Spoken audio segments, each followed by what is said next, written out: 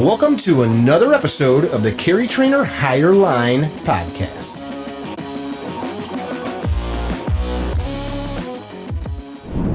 Hey guys, welcome to another episode of the Higher Line podcast. We've taken a bit of a break as we have worked on the new CarryTrainer University. We're excited about that.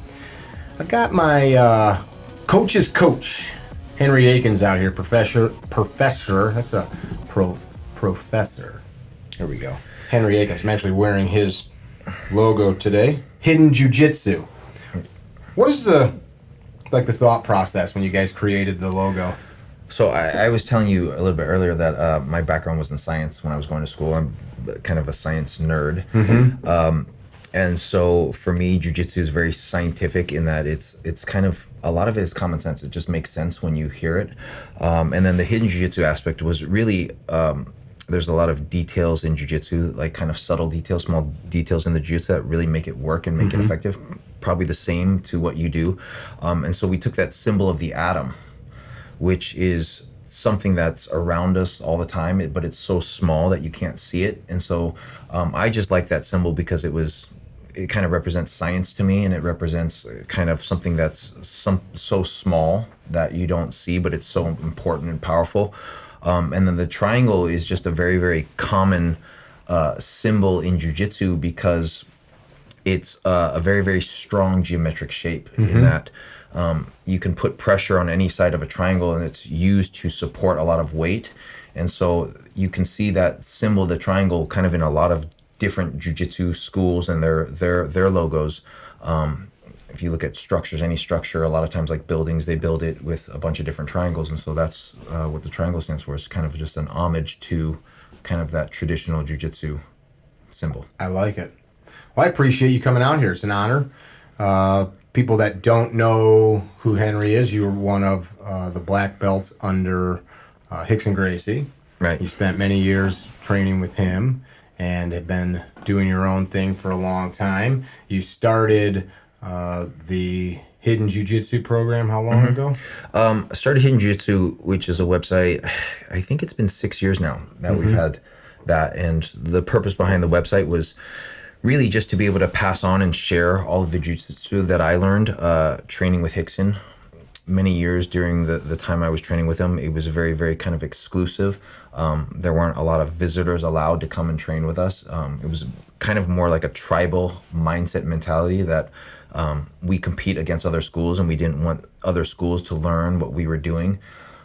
If people don't know who Rickson is, he's considered by many people, even the greats today, to be the greatest jiu-jitsu practitioner ever. I was about to get to that, making sure that you stated that for those that aren't in the know on that. Yeah, I think talk about that a little bit. Well, I think a lot of people know his brother and are very, we talked about Royce Gracie. He was the one that kind of made jiu-jitsu famous. He was the one that kind of introduced the majority of people to Brazilian jiu-jitsu or Gracie jiu-jitsu, and he was the one that fought in the first few UFCs. Kind of changed. He was the one that was responsible for really changing the face of martial arts and introducing people to ground fighting and the effectiveness of ground fighting.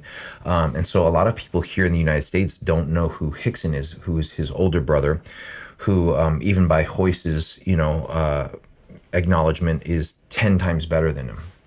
And so I got introduced to jiu-jitsu as a kid. I was growing up in Oklahoma, and all of my buddies were wrestlers. I saw how powerful wrestling was as an art form, as a martial art.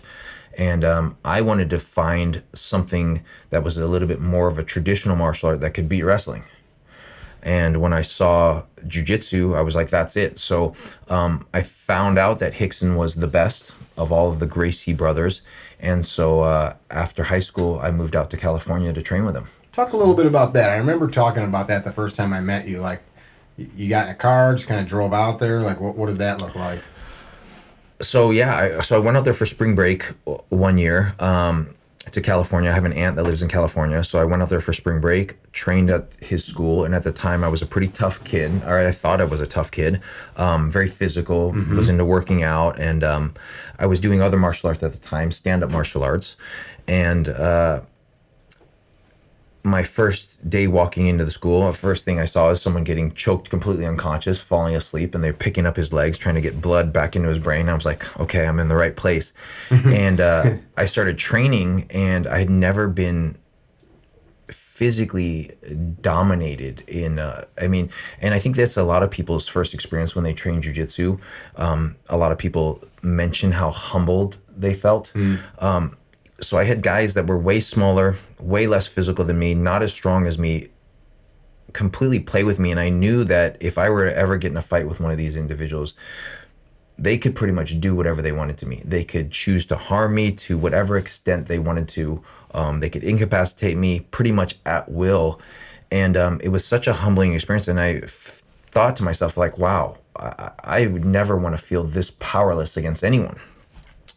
And so it was, for some people that experience crushes them, and for some people that motivates them, right? Yeah. And I was just like, this is amazing. Like, I'm getting my ass kicked in, seconds by guys that are 100 pounds lighter than me. Yeah, I want that. I want that power. I want to have that. So I basically did everything within my power to be able to get it. I went back home, told my mom I'm moving to California. At the time, I didn't know anyone there. I had just had an aunt there. And I left all my friends and everyone behind. My girlfriend at the time broke up, and I moved to LA just to train. And so it was a best decision I ever made in my life. That was 20 some odd years ago? Yeah, it was 25 years ago now. So it was awesome, especially 21, 20. Moving to a big city. The I always tell people the great thing about me deciding to do it at that time was Rickson was in his prime, and he was starting to fight in Japan. So while Royce was fighting here in the United States, Rickson was fighting in Japan. And a lot of people that watch kind of some of the older MMA might have heard of the organization Pride. They actually started that organization. Rickson was the main event of the first Pride. And that was actually a bigger organization and had a lot of the better fighters in it in the early days than the UFC. Mm-hmm. It was before the UFC really blew up and got big. So Rickson was fighting over in that event. And so just to be able to be around Rickson and when he was training at full capacity during those days, and he was competing in MMA events, where back then jiu-jitsu, the focus of jiu-jitsu was a little bit different than how it is, and how we train jiu-jitsu is a little bit different than how it's kind of trained at a lot of schools today. We were primarily focused on real fighting, mm-hmm. Like dealing with someone who's trying to punch and kick you and headbutt you and do all those things. So it was kind of perfect timing. And at the time, being just young and physical and tons of energy, and also moving from Oklahoma to LA, I didn't know anybody, so I had no distractions. I didn't have friends to hang out with. I didn't have anything else to do but train. And so basically I locked myself in that gym for a couple of years. And that's all I did. I was training 5, 6, 7 hours a day. Awesome. Yeah. You have seen a huge evolution in this sport, this craft. Talk about that a little bit. Yeah, it's definitely evolved. And one of the terms that I use all the time is back in the early days, jiu-jitsu was trained to beat other martial arts. So you're talking 100 years ago. I'm talking hundreds of years ago? 20 years ago. Okay. 25, like in the early days of the UFC. So okay. We'll go into the history of... So the early days in the U.S. We'll talk about just kind of like the history of the UFC and what's now called mixed martial arts. So mm-hmm. a lot of people don't realize when the UFC first started, there was no such thing as mixed martial arts. It was martial arts style against martial arts style. So what happened was they came up with this idea of, all of these different martial arts. There's hundreds of martial arts. We want to figure out what's the best single martial art. All these guys say their style is the best. So let's take a specialist in each style and make them fight in a no rules fight. So in the early days of the UFC, it was a tournament style format, meaning you had to fight 3 guys in one night, sometimes 4 guys in one night to win the tournament. Mm-hmm. Now, in those days, there was no weight division and no time limits. It was compared to almost like a human cockfight. They would put 2 guys in a cage and anything goes. Some of those guys were monsters. Headbutts, elbows to the face. You could kick someone in the face. You can stomp someone's head on the ground. You could do groin strikes. I think the only rules were no biting, no eye gouging. How big was Dan Severin? I remember he was a big He was dude. 240, I think, and he fought Keith Hackney. He was a Keith big dude, Hackney. too. He was a pretty yoked guy. Yeah, he Yeah. wasn't as tall, but he was definitely a thick guy. Yeah. You know, Ken Shamrock, Yeah. it was like 225 or something back in those days, and yeah. he was just jacked. So Who was that one super huge, like 400 they had a pound? Samoan guy or a sumo wrestler Yeah, that guy. in the first one. So, you know, the first UFC kind of opened a lot of martial artists' eyes to effectiveness of martial arts, and Royce won that event. He fought 3 guys in one night, won that event without getting punched in under 5 minutes. So all 3 fights combined in under 5 minutes. And then he went on to win the second one. Mm-hmm. The third one he had to pull out. The fourth one he beat Dan Severin. And so really those first few UFCs really established jiu-jitsu as a highly effective martial art. If you're going to fight someone, you know, in basically a street fight, that's what they were trying to do. Is they had to implement some rules. You know, you can't pull a knife out and stab someone. You can't stick your finger in someone's eye, and you can't bite. But they had to create some rules. But it was basically, those days, it was about as violent as you can get, as close as you can get to a one-on-one, anything goes fight. Mm-hmm. And so back then, that's kind of how jiu-jitsu was trained, is let's really show the world how effective jiu-jitsu is by comparing our style. Let's fight other martial artists. And that's what was going on in Brazil. They would go to other martial arts schools and challenge karate guys, challenge taekwondo guys, challenge judo guys. Let's see whose style is better. We're going to fight you. You've been training for X amount of years in your style. We've been training for X amount of years in our style. Let's see who's going to win. Mm-hmm. And so they brought that over here, and they created the UFC. And after that, what happened was all of these martial artists realized, like, hey, if I don't incorporate some knowledge of how to be able to fight once it gets to the ground, there's no way I'm going to be able to compete in these events. Mm-hmm. And so what happened naturally was everyone started training grappling. Everyone started trying to learn that because they saw how easy Royce was just dominating guys. Yeah. You know, no time. When he fought Dan Severin, the fight went for something like 14 minutes. And Dan Severin outweighed him maybe by close to 80 to 100 pounds. Yeah. He was a strong dude, too. Olympic level wrestler, mm-hmm. right? And Royce ended up choking him with a triangle after 14 minutes. So people just realized, like, hey, this is a really, really powerful art. And especially for a smaller guy to be able to do that for a much bigger guy off of his back when he's the one on the bottom, this is a really, really powerful thing. We need to learn it. And so that was kind of how mixed martial arts evolved. These other martial artists who were primarily stand-up martial artists learned and realized, like, hey, we need to learn grappling. So that's when it became MMA, right? It didn't even exist before then. Mm-hmm. They started cross-training in other arts to be able to survive and to be able to compete in these events. And so I was fortunate to train with Royce's brother Rickson, who trained Royce for the first 2 UFCs, and was considered the champion of the family, the best of all of the Gracies. And it's been life-changing for me, being able to learn from someone like that with so much knowledge and such a deep level of knowledge of the art. And so I started my website, Hidden Jiu-Jitsu, to be able to pass on all that knowledge. I was able to train kind of side by side with him for many years, and also I taught at his school in LA for 10 years. Mm-hmm. People have heard it, like the hidden jiu-jitsu, and I think oftentimes they don't understand.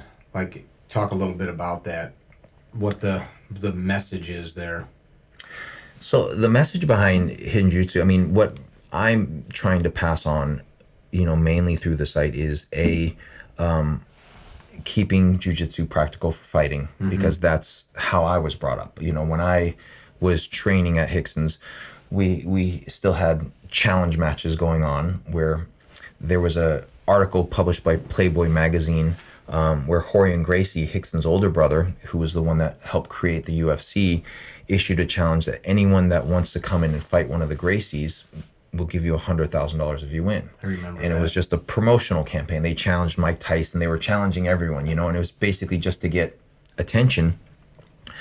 But we would have challenge matches, guys that would come in and want to fight all the time. And so on any given day while I was training, there was a chance that I could be called upon to take my gi off and square up with some guy on the mats, bare knuckle, and I would have to fight someone, you know, to be able to prove to them that jiu-jitsu was effective. How often did it happen? In the beginning, it was a weekly or bi-weekly basis. You'd be in there rolling or training or doing a warm-up, and it was like, crap, I got to go fight that guy. Yeah, there would be guys that would come in and want to challenge, or there was a couple different situations where guys would come in and they would not outrightly challenge, but they would just be extremely disrespectful, and we knew that they were here for, you know, because they wanted to test themselves. And so then it would happen, and, you know, most of the time guys would get beat up or choked out, and then they would end up signing up afterwards. And that was the whole purpose of it. Like, hey, I just got my butt kicked. And, you know, a lot of times guys would sign up because they're like, wow, that does really work and that's really powerful. Some guys you would never see again, because some guys it would just break them, you know. Break their spirit. Yep. And their ego wouldn't allow them to come back. And yeah, which was a huge, I share this story on a couple other podcasts that I've done, but I had a guy named Kung Fu Joe who had been training Kung Fu and ninjutsu. He was a little bit out there, came in and challenged, and we fought. We ended up fighting twice, because the first time I took him down really quick and he tapped out right away. And at the time I was just a beginner. I was like, okay, he's tapping. You know, when someone taps, you let go, you stop. And I didn't realize, you know, the instructor said, whoa, you're not allowed to tap just because you fall to the ground. This is a fight. You know, you came here to fight. So once the fight hits the ground, you guys are going to keep going. So he thought like, oh, not in my element anymore, so I'm going to tap and restart on my feet? Yep, he wanted to start on his feet. He was a Kung Fu guy. So, you know, and the instructor at the time, Jason, said just because Henry doesn't know what to do on his feet, just because he's not comfortable fighting on his feet, doesn't mean he can just give up and not fight, right? So he said, Henry, you guys are going to go again.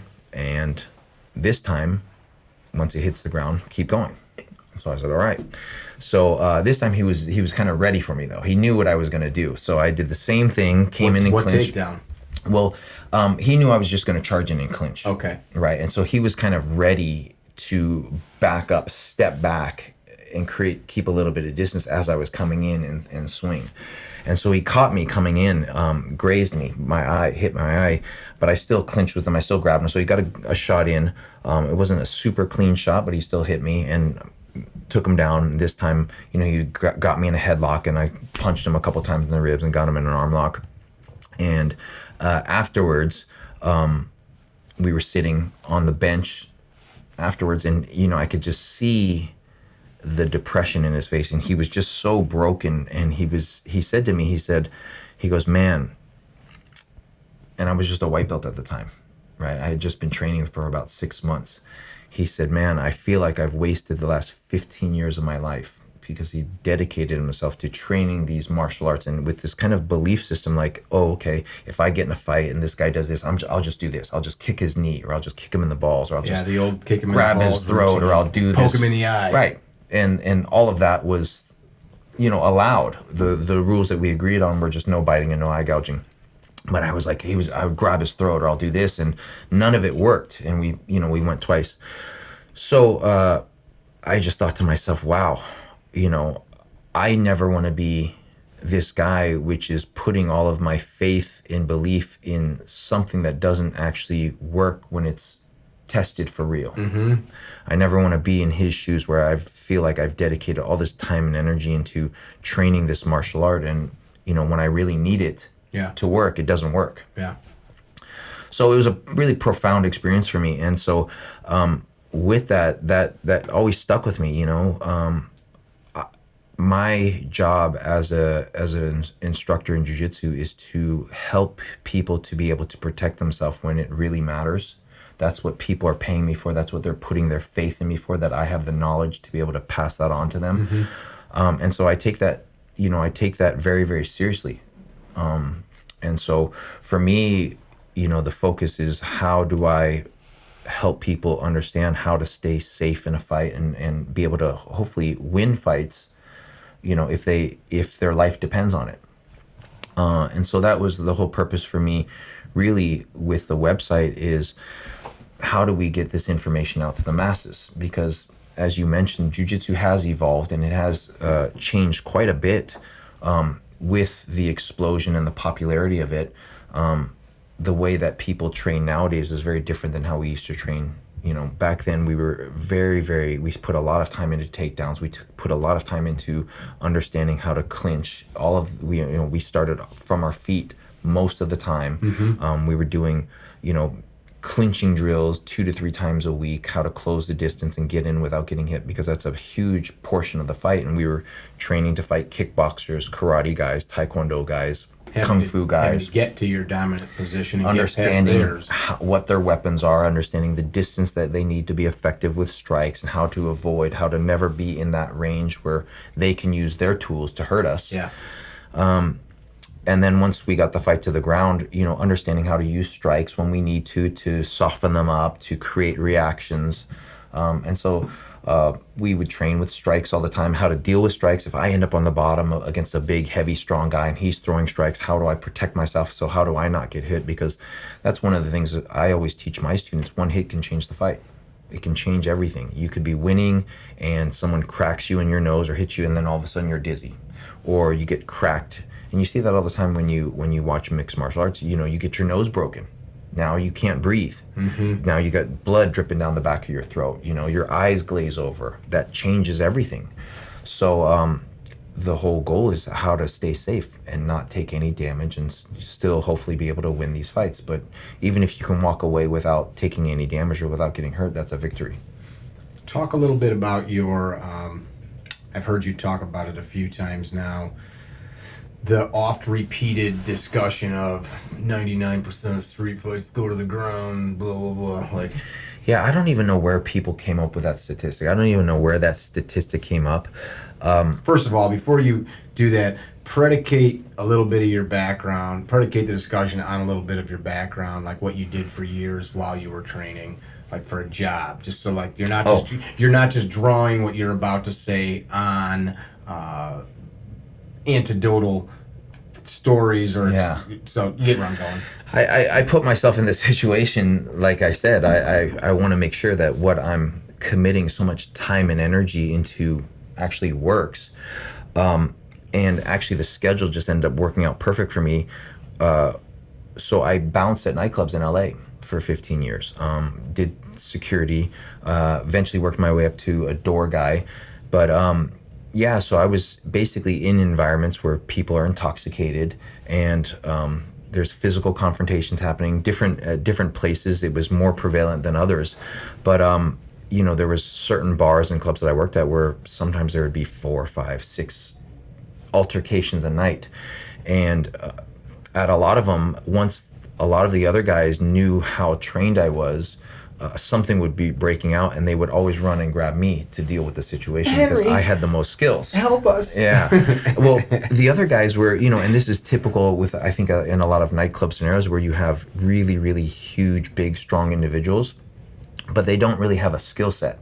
A lot of times it's more there for intimidation factor. Big, strong guys, but they don't really know how to fight, or they don't know how to deal with these physical confrontations, or the only method they have of dealing with it is by beating someone up, punching and kicking them, right? Which is not always ideal for the establishment, right? You don't want to beat all of our customers up. Beat someone up really bad. Well, especially in LA, there's going to be a lawsuit. You injure someone bad enough, there's going to be a lawsuit. And so I was a lot of times able to deal with those situations without having to really injure someone severely. You could put someone in a choke, they go unconscious, and there's not a lot of marks or damages. You can actually put someone to sleep very, very effectively, very gently, without doing any damage. And so I was called upon to do that a lot. And I always tell people, when I was working at nightclubs and bars, that's kind of the last place you want to go, is to the ground, because the places we're working where it's dark, there's people are dropping glasses, there's beer and alcohol, and sometimes people are even urinating on the ground, because some of the places I was working, they were so packed, so crowded, there would be just huge lines to get to the bathroom, and people couldn't hold it. So, you would have situations like we would kick people out for urinating. Be a dark nightclub, you wouldn't even see it. They just people pee on the bar, whip it out, and they'd be talking at the bar, and they'd be taking a leak, and we'd have to. It's mind-boggling, but that's the last place you want to end up, is rolling around on broken glass with piss on the ground. Any idea how many altercations over 15 years you got involved in? Any ever try to put a number? I never tried to put a number on 100, you think? More than 100. 500? I would say several hundred. I was working at one place in Westwood for a couple of years. This bar called Madison's, which was a college bar, and this place was awesome. And I was in my early 20s at the time, and this place was coin beer. Tuesdays and Thursdays, it was coin beer till 10 o'clock at night. So 25 cents for like a penny. Okay. Whatever coin you had, and you got we're going to give you a draft beer, right? And it was just the cheapest, garbage, whatever. But yeah, by the time 10 o'clock rolls around, everyone there is just hammered. Inebriated, right? On cheap beers. Yep, cheap beers. Everyone's just trashed. And, then after that, after everyone's just completely blasted out of their minds, then you'd start charging for beers. And there would always be, on those working, then they ended up actually shutting the place down because of how many fights and just how much ruckus it was causing in the city. But there would just be massive brawls all the time of, a fraternity guy fighting another fraternity guy, like a rival fraternity, or a fraternity guy fighting a football player, and the whole football team would jump in, and then, or a couple guys from the football team or a couple guys from the basketball team would get into it. And so, I think when you're young, and it's just a packed place, and people are bumping into each other all the time, and just, egos and testosterone, and kind of a bad combination. This is what I'm here for. Yeah. So, at that place, I remember my bar manager walking up to me, and I had, at the time, a good friend of mine who was a training partner, a guy named Steve, who had come out from New Zealand to train. And Steve was just a monster. He was about 240 with abs, with an 8-pack. He came from the world of powerlifting. He was a junior powerlifting champion in New Zealand. Oh, wow.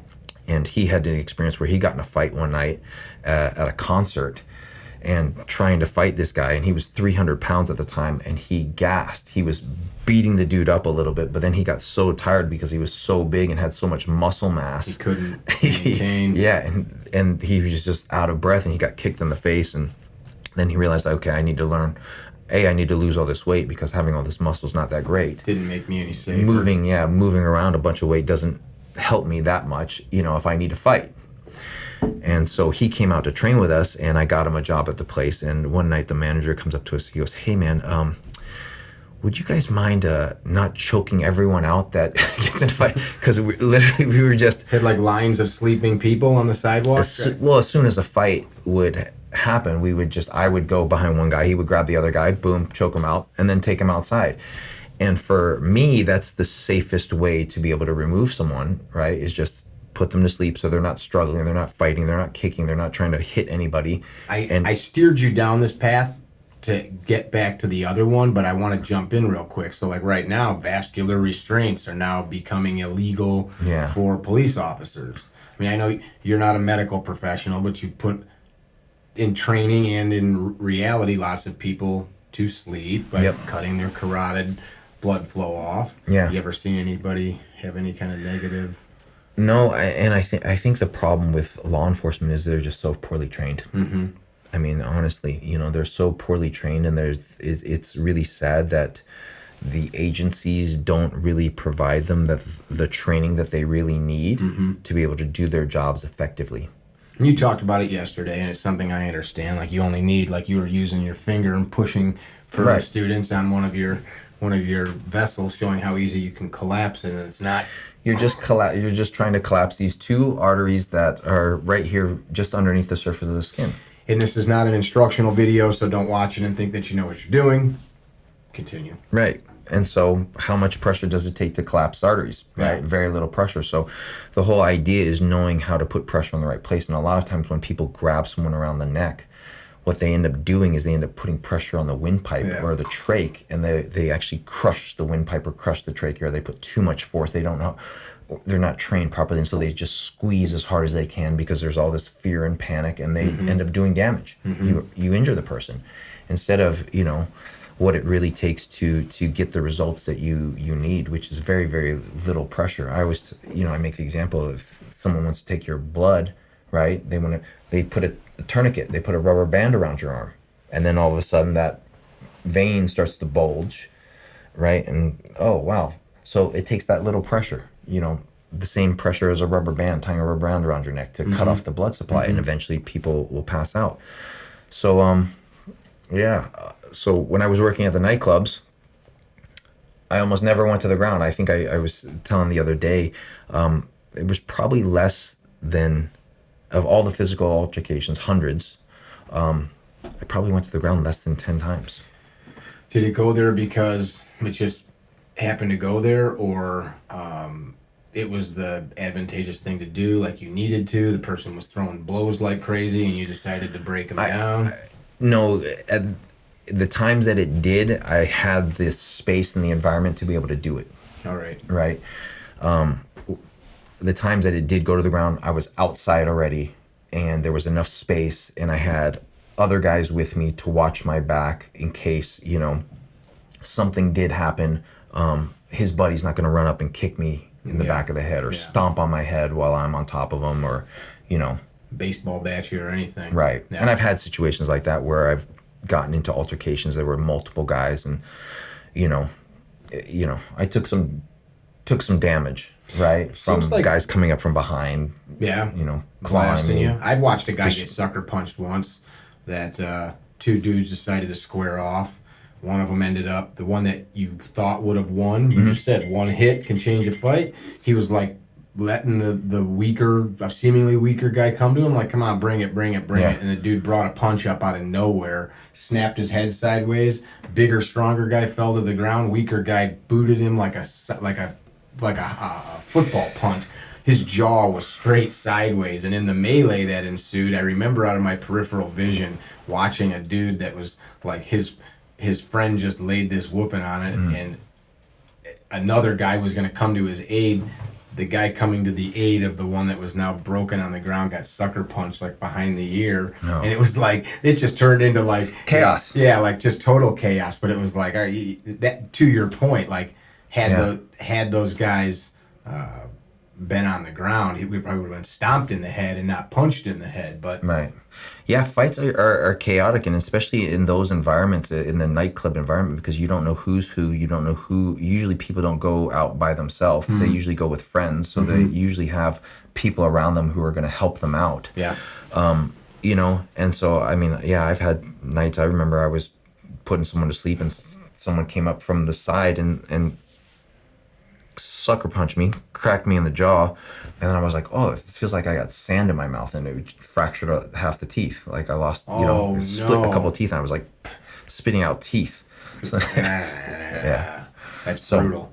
Yeah, that's the other thing I think people don't realize that have never been punched in the face. It's not like movies. Yeah. You're a tough dude. You've been punched before, but somebody punched you. Your jaw might have not been clenched tight. Your teeth might have been just right, and now you got. Or my jaw was clenched tight, and it was really the friction of my teeth moving past each other, shifting, and I lost like half of the 2 teeth up top, 2 teeth on the bottom got split in half, and the root got exposed on a couple of them. So I remember just waking up the next morning and just taking a breath of air in through my mouth. You're like, oh, it's just so cold. So I was like, okay, got to go to the dentist. That's brutal. As we're having these conversations, I think most people, because of what you do, expect you to talk about Jiu Jitsu. Let's change the subject. So, like, what are things about you people don't know? What does nobody know about Henry Akins? What does nobody know about Henry Akins? What do people not ask you about? What do you want people to know about you that they, what do you like? You're like, man, all these people only want to hear about punching and fighting. They don't ever want to hear about the fact that I love to bake cakes. I'm a nerd. Like I think I was telling you, I love reading. And I'm actually very, very introverted. So a lot of people don't know that, because I travel around. The last couple of years I've been traveling around teaching seminars so much, which requires me to be very extroverted, which requires me to be around a lot of people. But one of the things I love just being at home by myself and reading. And so, I'm actually a nerd, a science nerd. So, okay. Yeah. I like that. What are you scared of? What am I scared of? What scares you? What causes you to get it, like that that feeling that you don't like? I mean, some people say I'm not scared of anything, but I everybody's think scared that's of stupid. something. I'm scared of a lot of things. Like,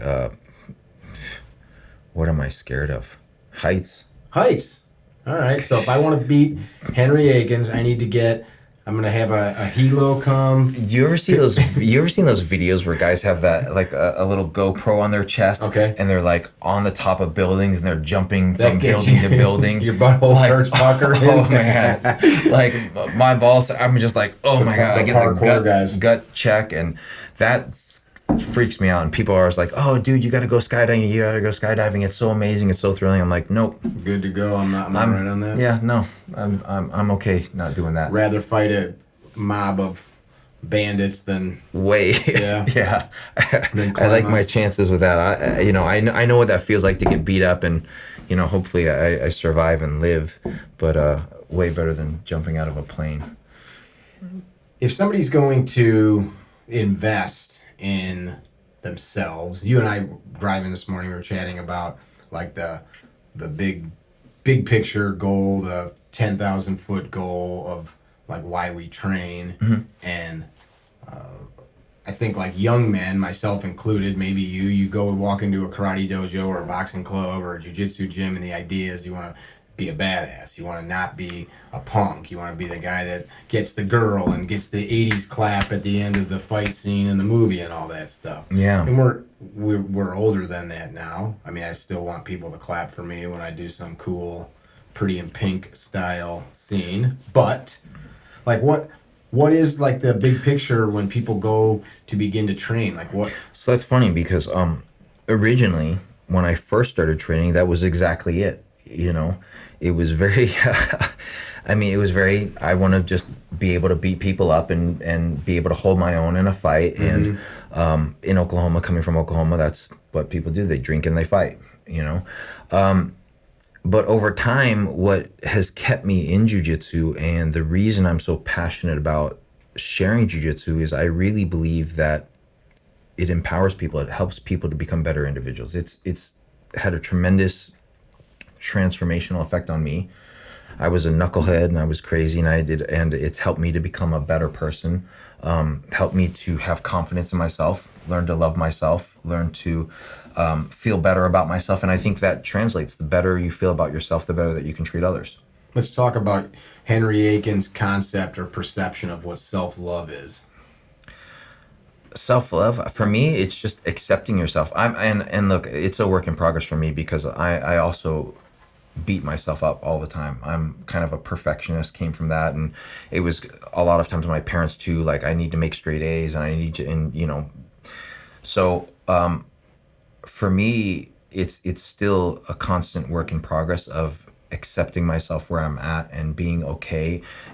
And I've done so much work the last few years because trying to find that balance because I constantly want to improve and I constantly want to get better. I want to better myself as an individual. So being okay with where I'm at, but also a level of discontent where I know I can do better or wanting to become better. So that's kind of always been a struggle for me. Something that I'm trying to cope with the last few years is like learning to be okay with what I've done and what I've achieved. Because you got to be able at. to enjoy like right now. You have to be able to enjoy, but you also don't want to be like, okay, this is good enough, right? Because we can always I feel I can always do better. There's always more to learn. There's always in whatever aspect of life you want to focus on. And so, for me, a big part of it is just not beating myself up over mistakes and things. Like I have so much regrets about things in the past and stuff that I've had to, say, hey, listen, I made those mistakes, and let's do better going forward and try to make amends for the bad you've done or whatever you've done and just move forward. I mean, I think nobody comes into this world perfect and nobody comes into this world knowing everything, right? We make so many mistakes, and we were talking about just stupid stuff that we've done when we were younger that we regret now that we're older and more conscious and more aware. And I just think back like, gosh, I would never do that as me now. Yeah. Right, because I've grown so much and I'm just such a different individual and I'm such a different person. And jiu-jitsu has been just such a huge contributor to me in that. aspect. How do you? What is the mechanism, you think? Why does touching hands and letting somebody empty your lungs and bend your joints the way that God didn't design them to move, how does that make you better? Well, I think jiu-jitsu is not easy, right? Mm-hmm. I think there's a struggle there. It's very difficult, and so there's part of it is the battle with the other individual, but part of it is the battle with yourself, like learning to deal with a very high stress environment, trying to calm yourself, even dealing with that. And wow, that was really stressful. Like I was in the training, this person's attacking me, and then coming back, choosing to come back and choosing to let your ego be humbled, because anytime you start off, you're going to get tapped out, you're going to lose. And so I mean, I think that's just a metaphor for life, right? Is just learning to overcome struggle, right? Every day of training is going to be a struggle, and you're going to get, and as long as you stick with it and you keep coming, you're going to get better and you're going to get better. So I think that's a huge aspect of it. I think the mind and body connection is another huge part of it. When I'm training now at the level I am, it's very peaceful for me, where I can train and kind of be almost in a meditative state where I don't have that panic and that fear, because I know what can happen. I'm aware of the possibilities. And so it's almost calming. And when you're in that environment, it forces me to be very, very present and in the moment. So I have to be extremely aware of what you're doing, what you're trying to do, and I can sense that with just how your body's moving, where you're going. I know, okay, he's going to try to do this, he's going to try to do this because his leg is here, he's grabbing my arm this way, so I know I can't move that way, I have to move this way. I'm in this position and I can't move my elbow, so I'm very, very present and in the moment. And so I think that too is very, very rare in daily life. Like for most of us, we're always thinking about the future or the past, or I'm worried, I got to do this. What do I got to do today? I got to handle this and this and this and this. And when you're training, you're present. SBG coach Leah Taylor said that when we were filming yesterday. That was kind of her takeaway was, I can come to the practice, to the mat, to the exercise, and disconnect. And then the other aspect is just the confidence you feel. So a lot of people, like with jiu-jitsu, it's a phenomenal workout, right? It's a very functional type of training, which helps you to develop a skill. But also, I think especially for males, the ability to feel comfortable with physical confrontation is really, really powerful for males. Especially because of the testosterone, because of how we grew up, and even just kind of like savage warrior mindset. And you see this happen with males all the time. A guy gets up in another guy's face to physically intimidate, or the alpha male thing. There's, we're animals. Roy Miller called that the monkey dance. We're animals at our core, right? We're very, very, just a short period of time away from being just savages. And so we still have that. And I think for men, it's really important to feel comfortable, to know that you can handle yourself if something were to come up. I think from my own perspective, it's like you just brought it up, just commenting on your thought. It's in our DNA to be a savage like that, and we suppress it, and we tell ourselves, like, don't be that way. I'm not suggesting any of you should be violent or savage, but like that. Like it's in our brain to eat, to sleep, to breathe. It's in your brain to be a physical savage. Well, it was so necessary for survival just until recently. I mean, it's just recent time now that we have access to refrigeration, access that you can go to the grocery store and buy food whenever you want, and you don't have to go hunt for your food or not have food and steal it from someone else or take it from someone else, So that is all very just within the last few, where you don't have some famine that goes on, and now, or we're not going to war constantly. One, state against another state constantly at war. So I think it's very much in our DNA, this idea of feeling comfortable with going to battle. It needs to. It's a appetite that should be satiated in a healthy way. Yeah, and I think jiu-jitsu is an amazing way to deal with it, because you know, if you train properly in jiu-jitsu, you can get a very, very intense training. You can experience that, almost that feel of what it feels like to be in a fight without getting injured. I don't know if you have ever felt that when you were training. I know it happened many times to me earlier in my career before I was, had developed the skill. But I would train with guys and I would literally feel like, oh my God, this guy's trying to kill me. Like it feels like a fight, right? But you can get through that role and you can be like, wow, okay, nothing's broken. I don't have a black eye. I'm not missing any teeth, and I can roll with someone else and go again. And so I think that's really cool that jiu-jitsu can simulate that, where you can literally go 100% with someone, right? Where someone, you don't feel that they're holding back on you. They're going 100% trying to dominate you. And, you can survive that. You learn how to deal with that type of physical aggression. I mean, think about this. I mean, when a fight is probably the most stressful environment that most people will ever be in, right? Because you don't know in a fight, one punch, you hit the ground, you can end up dead. You hit your head on the ground. So what we're learning to do is learning to find comfort and peace in the most stressful environment that most people will ever kind of experience. Sure. I like how that, and this is something we talk about in our training, that in that kind of chaos, you can translate that to your noisy office, your screaming kids, the traffic jam, whatever. Wife telling you she's left you for your best buddy, and you can kind of find some peace and go to that same state of consciousness through practice, through training.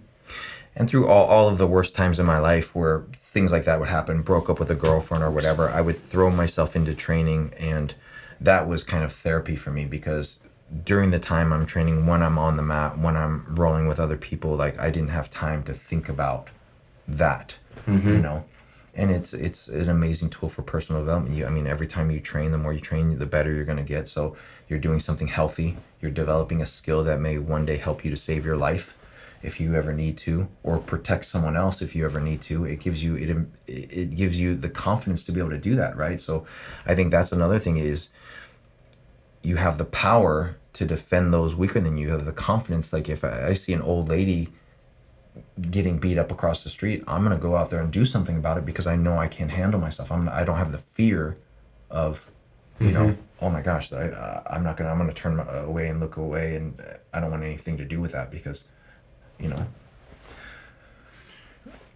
Two questions. So 25 years of training brought you to the point that you're the Henry Akins. What'd you do wrong?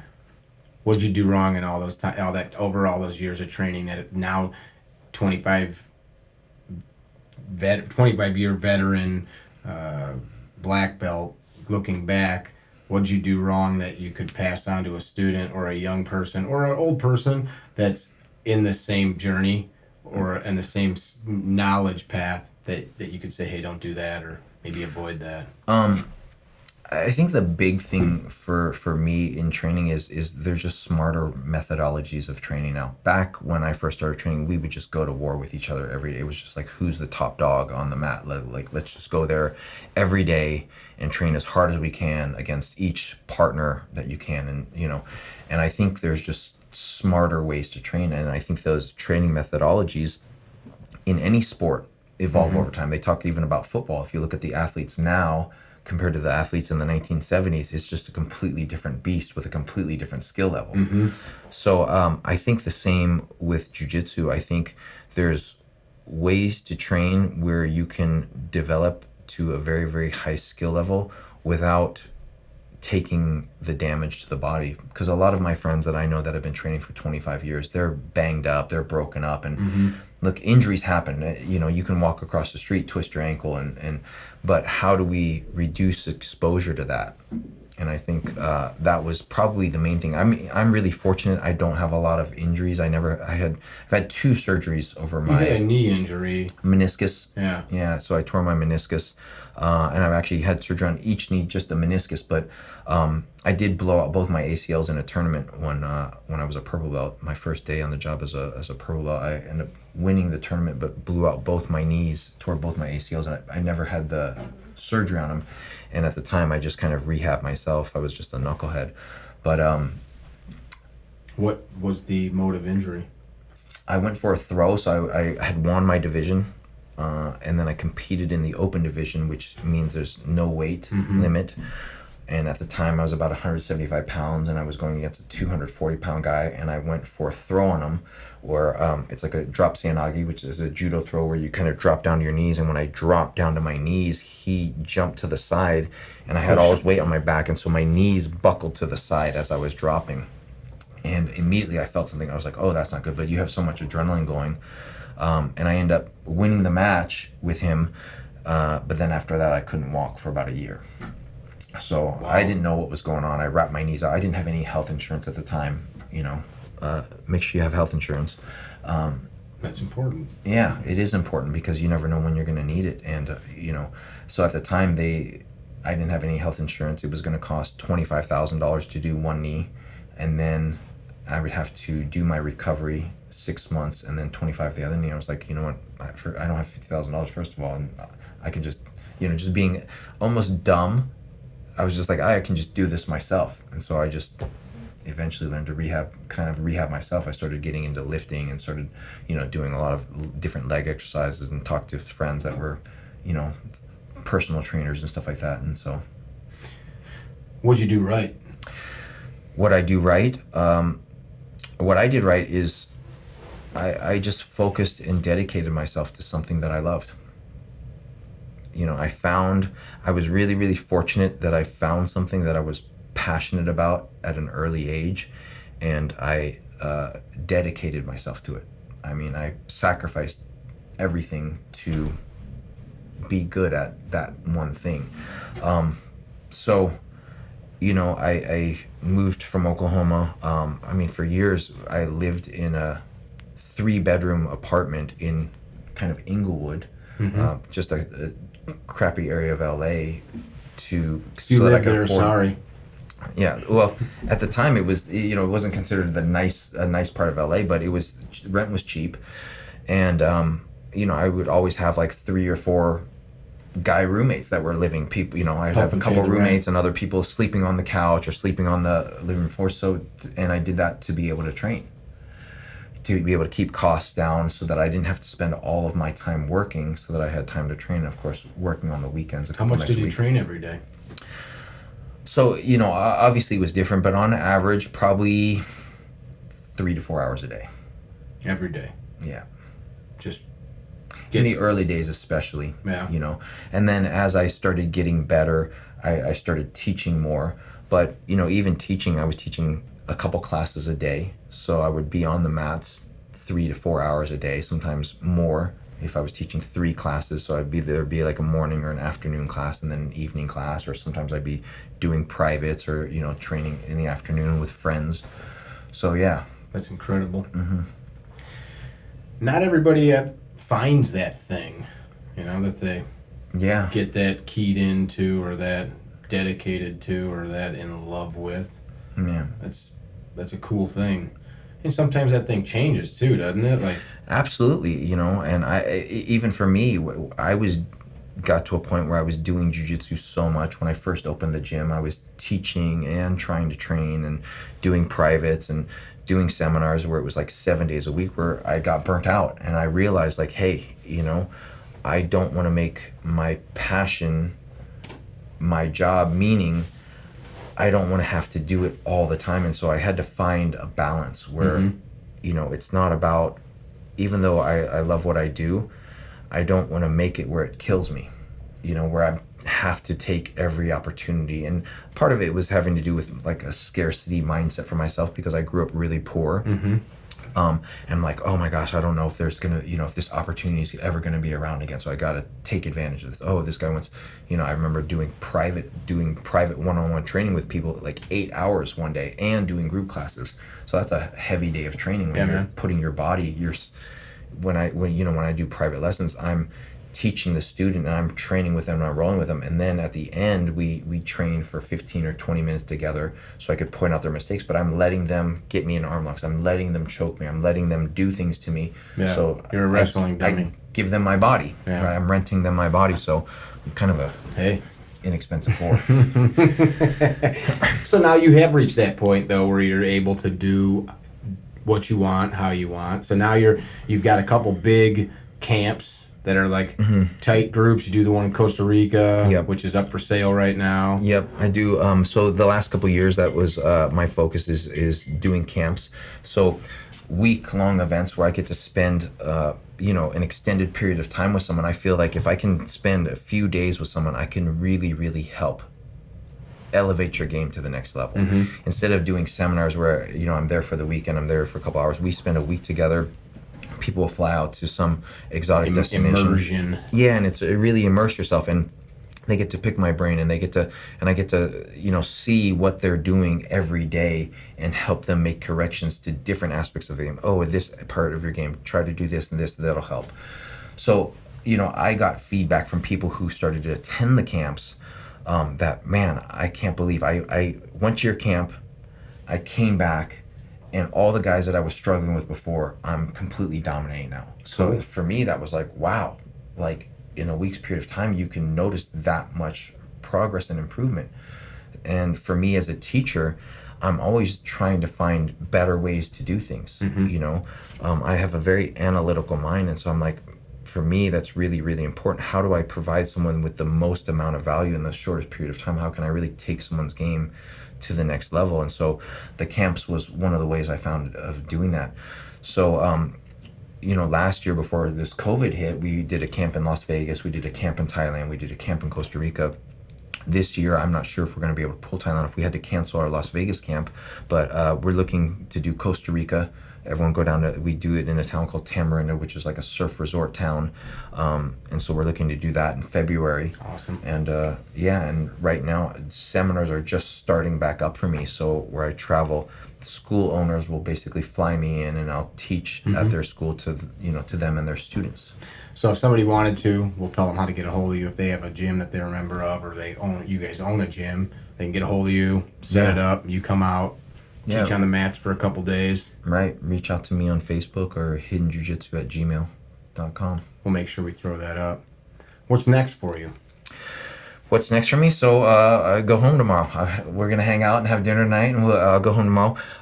But next for me, so I just moved to Vegas. I just moved to Las Vegas last year. I left California and kind of left the gym that I had started and was teaching it there. And the goal was to travel and teach and focus on my website. So Hidden Jiu-Jitsu, just to be able to produce content and release stuff on my website. And I think the next thing I want to do is maybe do some instructor trainings. For the last couple of years, I've had a lot of instructors that are really curious about how I teach, my teaching methodologies, what makes a good instructor.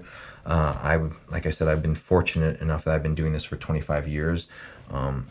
I taught at Hickson School for 10 years, and I've been teaching on my own and traveling all over the world. And it's amazing for me. Like I can't believe it, because in the early days I thought there's no way that I'm ever going to be able to make money off this. And thanks to the UFC and the explosion of jiu-jitsu, it's like, wow, I can actually make a living doing what I love. Yeah. Before it was just like, okay, I'm just going to do this because I love it, but I'm going to have to find some other job to do so I can still do jiu-jitsu.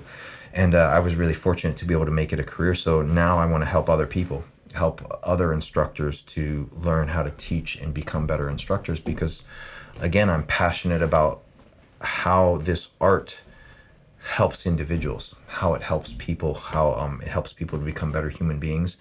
So yeah. I dig that. I asked you this question before, but we'll share it with these folks. If you never met these people listening never get to come to a class, cross your way, never get to visit with you in an airport or on the mat, what would you leave them with? Gosh, I think what I said yesterday, which is one of the main things for me is, even though I've been doing this for 25 years, I'm always open to being wrong. I'm always open to finding a better way of doing things. And so that's kind of, for me, is just constantly trying to improve and become better every day. And in order for me to do that, I have to be open to being wrong. And then also surround yourself with amazing people, surround yourself with good people. All of this success that I've had in my life, I've had an incredible network of support around me to help me get to where I am. I mean, I wouldn't be, what's possible wouldn't be possible without the people that I've chosen to surround myself with. And so that's a lot of things for people. I see they don't realize, like, who you allow into your life is your choice, and there's been people that are negative or not been healthy relationships that I've chosen, like, hey, listen, I have to love you from a distance. I love you and I care about you, but I'm just not going to spend my time with you because, that ties into that self-love thing you were talking about earlier. Yeah. I love myself enough that I'm not going to allow. Absolutely. And this even happens with family. A lot of people think, oh, I have to do that, and I have to. And I'm 45 years old now, and I realize, like, time becomes more valuable as you get older because you have less of it. And so what's become really important for me, and we were talking about this earlier, is I only go and teach at places where I like the instructors and I like the people. Yeah. If you can pay me a bunch of money to come to yours, but if I don't enjoy the company, if I don't like the people that I'm there to teach, I just won't do it, because the money's not worth it for me. It's more the experience and the people that I get to spend my time with. That's really what brings me joy in my life, is getting to be around great people. So I dig it. I'm glad that you got to come out. So man. I appreciate you having me out. Do us a favor. Everybody that comes in that records here, you can sign that wherever. You can sign it however you want. Professor, coach. You know what? I never use the term professor. It's weird. It is weird. It's man. really common in jiu-jitsu, but I don't. weird. And it comes from I think Portuguese, meaning like teacher or whatever. But Professor. yeah, I never use that term. Sign for myself. wherever When you people want. ask, There's what a do you want me to whole call you. There's a whole like psychology thing to where people sign stuff on here. Really? I've just for me, I've watched people like choose like, oh, I'll go back here in the corner. My sister went dead center when she was in here. Oh, awesome. Yeah, so now you're thinking, and throw today's date underneath it, which is the 19th. Oh yeah. So he made a mark. Today is 10/19/20. Cool, man. Thanks, bro. Right up there at the top. Yeah. Thanks for having me on. Yeah, for sure. You guys that have listened to the podcast, I hope that we got to maybe draw a few things out of Professor Akins, Henry, that he did not maybe chat about elsewhere. And if you dug it, share it with your friends, not for my sake or even for his, but for you. We learn collectively from people's experiences. That's what smart people do. And so I hope that that's the case. How do people find you? So Facebook, I'm pretty active on Facebook. What is the Henry Akins, and I have a fan page on there too, so they can just look up on Facebook, Henry Akins. Okay. My website, hiddenjujitsu.com. There's a link on there to send an email. And that's where I have like instructionals and all that stuff. So if people want to learn kind of the jiu-jitsu that I teach, and I travel all over teaching seminars and camps. So if I'm in your area, come to one of the seminars and check it out. Cool. You guys be good. Tell Drew thank you in the comments section for working behind the cameras and tirelessly editing. Tell somebody you love them, love yourself, and don't be a dickhead. Be good. Visit our website, CarryTrainer.com, for information about classes held throughout the U.S., CarryTrainer apparel, and upcoming projects. You can also email us at training@CarryTrainer.com for information about setting up your own private course or speaking engagement. Training@CarryTrainer.com or CarryTrainer.com.